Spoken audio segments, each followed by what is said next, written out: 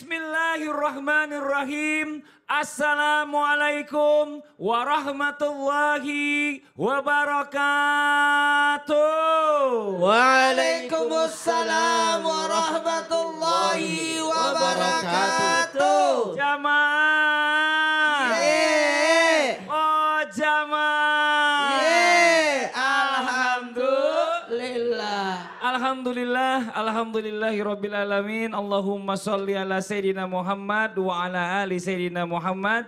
Rabbis rahli sadri wa yassirli amri wa hlul 'uqdatam min lisani yafqahu qawli. Jamaah Islami Tinda yang dirahmati Allah, masyaallah, alhamdulillah. Hari ini kita bertemu lagi di Islami Tinda dan terima kasih banyak buat jamaah dari Pacitan. Tepuk tangan dulu buat jamaah dari Pacitan dan juga jamaah dari Sukabumi. Tepuk tangan dong, masyaallah. Buat yang di rumah juga terima kasih banyak yang selalu setia menyaksikan Islami Tinda. Namun sebelum kita mendengarkan tausiah dari guru-guru kita hari ini, saya akan mengajak jamaah yang di rumah untuk melihat terlebih dahulu berita-berita yang sedang ramai saat ini ya. Yang pertama ada Gunung Semeru kembali erupsi. Semburan abu capai 700 meter. Ini di tayangannya.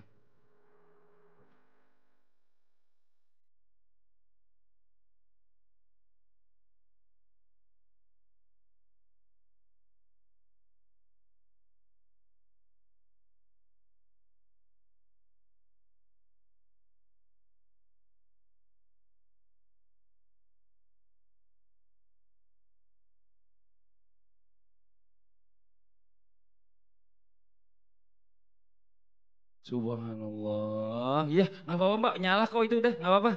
Ngomong aja. Jemaah Faldi, gimana ini Gunung Semeru sudah mulai kembali erupsi? Betul. Apakah ini tanda-tanda kiamat sudah semakin dekat ya? Aduh bener juga Mbak. Kalau kiamat itu yang saya pernah denger itu katanya gunungnya itu semuanya meletusnya serentak. Ya Ustadz Maulana bener gak sih? Ya Allah ya mau kemana nih orang ini? Bener gak? Mic-nya mana? Mau ngomong pakai tongkat? Mau ngapain tiba-tiba jalan ke sini pakai tongkat gak pakai mic? Iya. Nih pakai yang ini bisa. Tahu nggak? Apaan tuh? Gunung itu dalam Al-Quran disebut pasak. Oh pasak. Pasak. Iya pasak. Saya Pasak udah itu tadi. paku. Iya. Jadi ibaratnya. Paku bumi. Paku bumi. Ketika pasak-pasak itu sudah goyang semua, itu pertanda bumi itu sudah tidak kuat lagi, goyang. Maka itu bagian daripada tanda-tanda kiamat.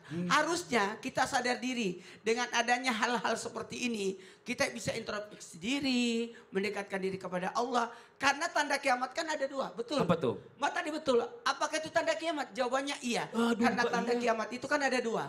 Tanda kiamat yang mohon maaf, yang kecil dan besar. Salah satunya adalah tanda kiamat itu adalah apabila bumi itu digoncangkan. Masya Allah. Saya pernah dengar juga gunung itu bahkan berterbang-terbangan gitu Ustadz ya? Iya, Itu karena kayak gimana? pakunya udah, kalau kursi itu pakunya udah keluar semua itu enggak lama lagi akan retak, hancur. Iya. Namanya siapa mbaknya dari? Oh iya, Mbak dari mana? Perkenalkan nama saya Rada Mutiara dari Pacitan. Makasih Dari banyak Mbak. Tepuk tangan dong buat Mbak Mutiara. Makasih banyak. Nih ada lagi video yang kedua Ustadz nih ya. Apa lagi? Video kedua nih ada yang heboh. Heboh gaya-gayaan. Sok hedon nih orang gayanya. Tapi dia penerima Kartu Indonesia Pintar. Bergaya hedon. Kok bisa sih? Coba kita lihat tayangannya. Ini dia nih. Baru-baru ini ramai mahasiswa penerima Kartu Indonesia Pintar Kuliah atau KIP Kuliah yang menunjukkan gaya hidup mewah di media sosial. Warganet lantas geram karena menganggap perbuatan tersebut tidak etis. Demikian pula dengan tanggapan mahasiswa penerima KIP Kuliah lainnya, mengingat program tersebut seharusnya ditujukan untuk mereka yang kurang mampu secara ekonomi. Ini dia, bukan right man on the right place, bukan atau mungkin sesuatunya dikasihnya harus kepada orang yang tepat. Gini, ada namanya adil. Adil itu menempatkan sesuatu pada tempatnya. Dan ketika kita mau membantu orang, bantulah orang, bukan membuat orang jadi hedon. Karena ingat ya, maaf, jangan sampai atas apa yang kita dapatkan sebenarnya ada hak orang. Makanya amanah itu sangat susah banget untuk kita lakukan. Makanya harus betul-betul melibatkan banyak pihak karena sedekah pun harus ikhlas, yang terbaik, sasaran tepat. Ini sasaran tepat. Benar. Dan tidak menyakiti, apalagi tidak mengungkit. Dan ini syarat-syarat sedekah. Apakah sasaran itu tepat? Makanya perlu betul-betul harus didata dengan baik. Dan siapapun penerimanya, mohon maaf, sebaiknya jangan memperlihatkan hal seperti itu. Iya. Karena bisa jadi menyakiti hati. Kalau seandainya memang dia merasa dirinya nggak cocok menerima kartu Indonesia Pintar, harusnya dia sering kayak yang lain dong. Iya. Karena kenapa? Jangan sampai justru kita berbuat zolim. Nauzubillah. Zolim mengambil hak yang bukan hak kita. Itu menyebabkan, maaf, kalau ilmu kan tidak berkah.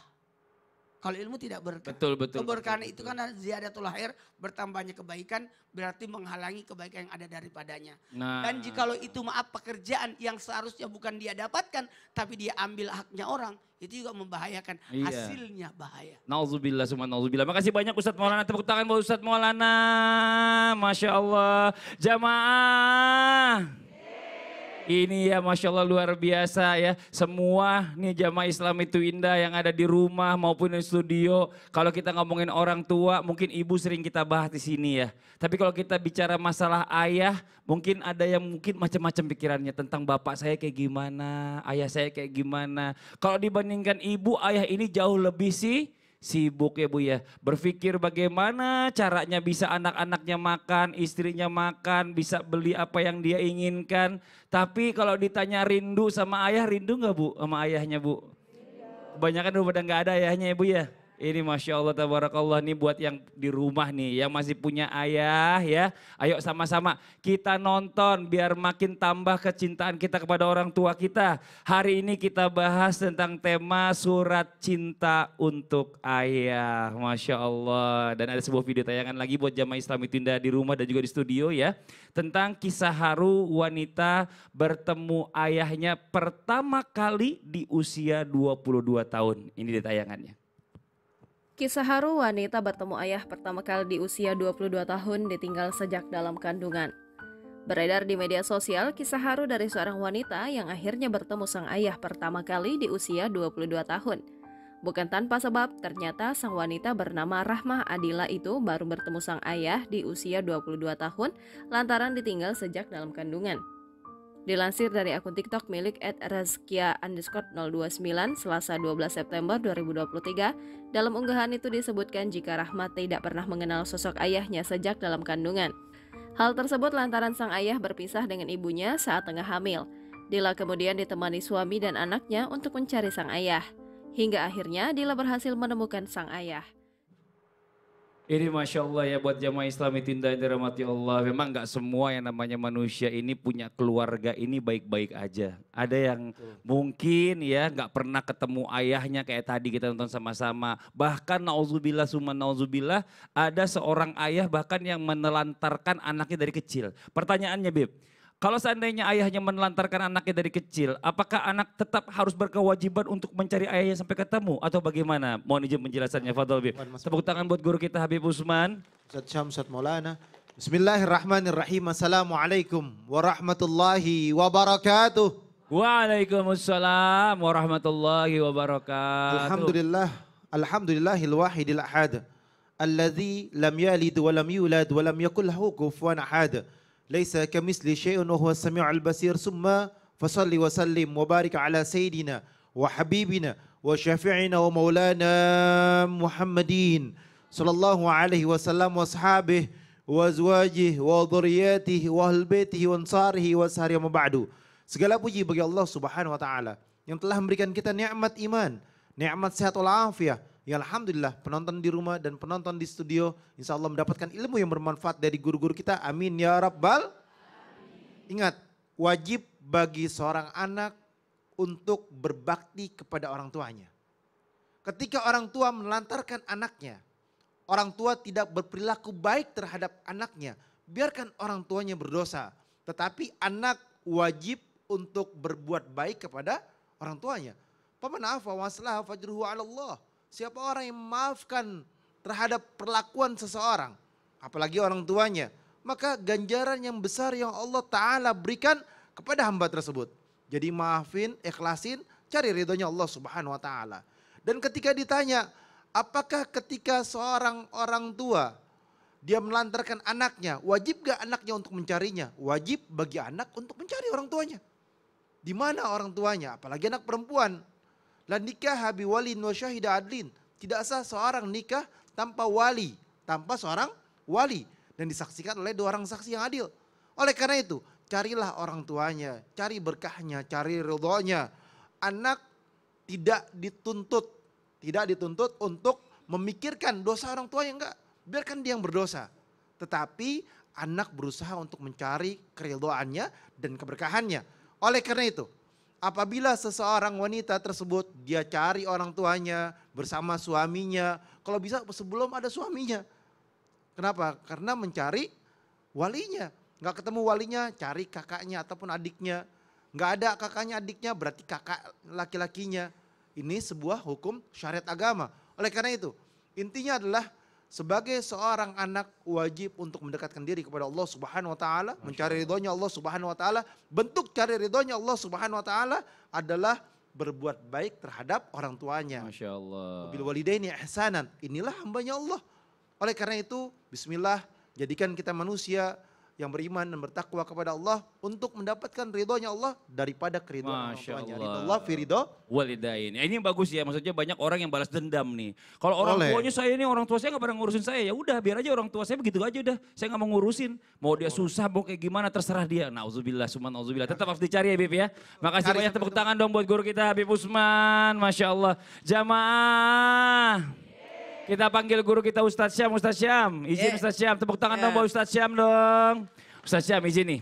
Biasanya anak kan kalau udah masukin dunia masuk umur balik ini kan beda. Kalau kecil-kecil kan nempel, minta diciumin, suka cerita segala macam. Pas dia udah balik biasanya tuh dia kayak agak sedikit menjauh dari kita gitu ya kan. Karena mungkin agak sedikit sungkan atau bagaimana. Nah, bagaimana caranya kita sebagai orang tua ini sebagai ayah ya bisa memiliki gestur cinta kepada anak dan anak juga cinta sama kita walaupun mereka udah dewasa atau mungkin udah balik, mereka masih bisa tukar pikiran, curhat-curhatan sama kita. Seperti apa Ustaz Syam, mohon izin penjelasannya, fadhol. Allah. Tabi guruku Ustaz Maulana Habib Utsman, Mas Fadli serta guru-guru kami yang dimuliakan Allah Subhanahu wa taala. Al-Qur'an surah Al-Isra ayat 32. A'udzu billahi minasy syaithanir rajim. Allah. ولا تقربوا الزنا إنه كان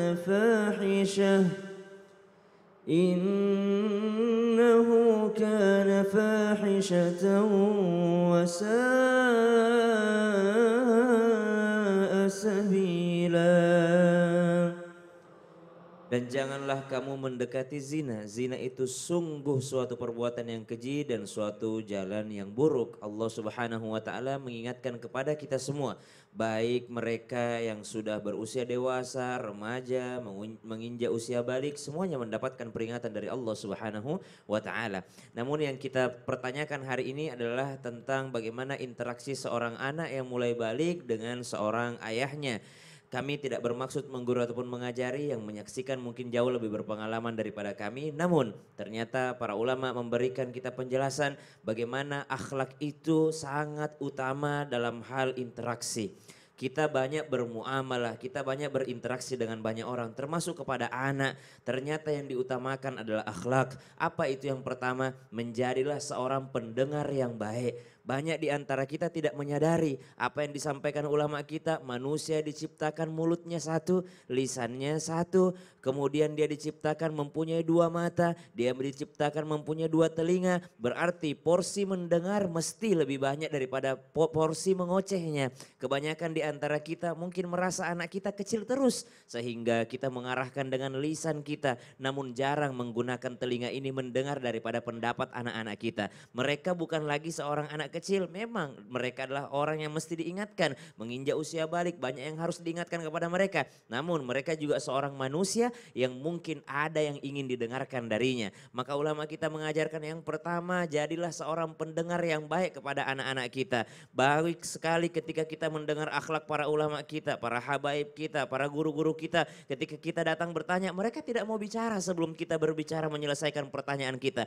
Itu yang mesti kita amalkan terhadap anak-anak kita. Yang kedua, kedua tentu saja Allah Subhanahu wa taala lah yang mempersatukan dua hati seorang manusia. Maka mintalah kepada Allah agar hati ini senantiasa bersatu, hati ini senantiasa dekat, yakni hubungan antara ayah dan anaknya. Kemudian yang ketiga tentu saja adanya contoh. Kita memperlihatkan kepada anak, nah bapak ini dekat sama bapaknya, maka kamu nanti mesti juga dekat sama bapakmu. Allahu taala Ya, alam. Masya Allah. Jadi kita sebagai orang tua juga harus memberikan contoh kepada anak. Betul. Kalau seandainya kita sama orang tua kita, nauzubillah summa nauzubillah, jauh, nggak pernah ngurusin, nggak pernah peduli, nanti itu pun akan terjadi sama anak kita juga seperti itu. Subhanallah. Benar Mas ya? Syam, Ya. sapa dulu tuh Bapak. Oh, Masya Allah. Ya. Sapa dulu Bapak. Pak, sehat-sehat Ki, selalu bisa nonton Islam itu indah setiap hari, bisa mendoakan tiap hari. Kami berdiri di sini bukan karena doa kami yakin, tapi karena doanya Bapak, doanya Mama. Mudah-mudahan Bapak sehat panjang umur. Masya Allah. Kangen gak? Kalau Mas Ustaz Sam kan orang tuanya non. Masih ada. Kalau Mas Fadli, Saya orang tua saya udah nggak ada kan, Masya Allah. apa yang dikangen? Ayah saya itu selalu ngajarin sama saya bahwa dia nggak pernah bisa ngasih apa-apa kalau bicara masalah dunia, harta apalagi. Mungkin kalau dikasih harta pasti akan habis. Tapi dia bisa mendukung saya dengan memberikan saya bagaimana saya bisa belajar supaya bisa dapat ilmu dan saya supaya bisa mencari harta saya sendiri di dunia gitu. Dan itu insya Allah akan lebih kekal dibandingkan kalau seandainya semuanya mengandalkan orang. Tahu nggak? Orang yang sudah meninggal itu lebih dekat. Coba ungkapkan perasaan sama ayah. Masya Allah ya.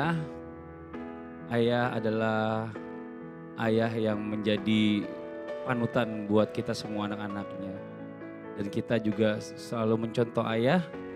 Bagaimana ayah mendidik anak-anaknya dan menjadikannya anak-anaknya ayah ini anak-anak yang selalu berbakti kepada orang tua. Mudah-mudahan apa yang ayah ajarkan kepada kita semua anak-anaknya bisa kita terapkan juga kepada anak-anak kita. Amin amin ya rabbal. Buat jamaah yang di rumah, kita akan lanjutkan setelah yang satu ini. Jamaah, jamaah, alhamdulillah.